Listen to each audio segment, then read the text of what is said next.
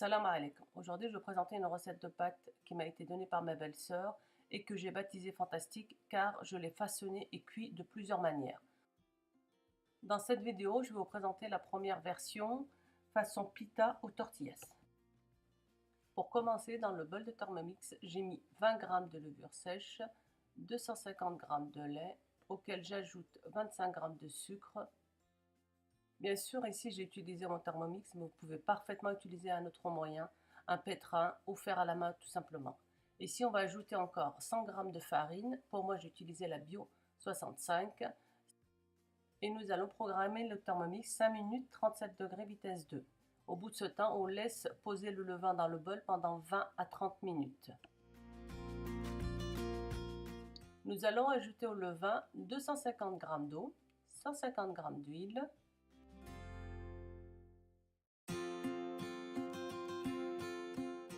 nous allons ajouter 600 g de farine. Là, j'ai utilisé la 65, mais je l'ai déjà faite avec de la farine semi-complète, la farine complète, à vous de varier.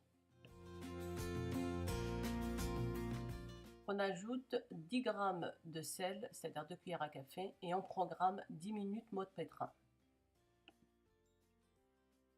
Et voilà comment est notre pâte. Elle est collante et c'est normal. Je vais la transvaser dans un bol huilé et je vais la laisser lever, c'est-à-dire doubler de volume. Ça peut durer entre 1h30 et 2 heures, tout dépend du temps.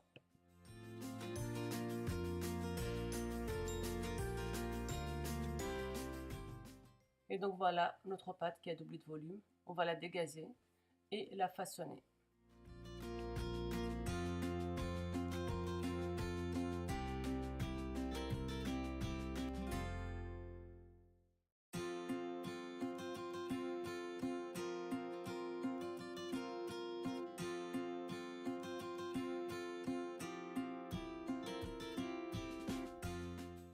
Pour le façonnage des pitas et des tortillas, la différence c'est juste que les tortillas sont un tout petit peu plus fins que les pitas.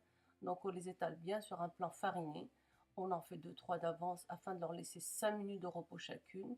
Et puis on les met tout de suite sur une plaque de cuisson. Là j'ai utilisé une crêpière, mais vous pouvez parfaitement les faire sur une poêle chaude.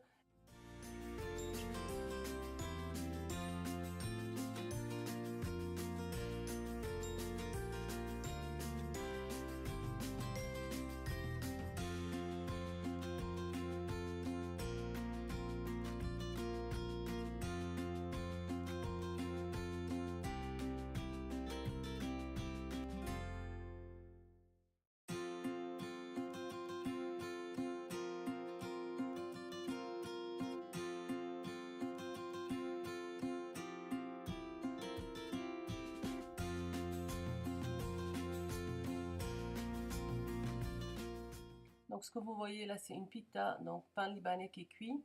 Une fois cuit, je l'enlève, je la mets dans un plat couvert d'une serviette pour maintenir l'humidité et afin qu'elle ne dessèche pas.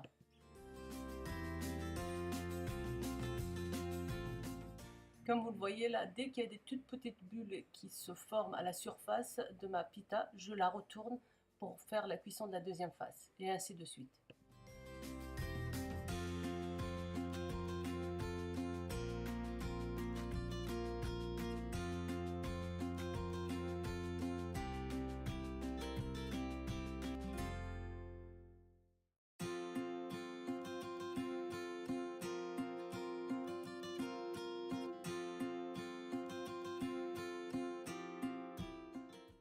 Et là, on voit une tortillas que je vais faire cuire.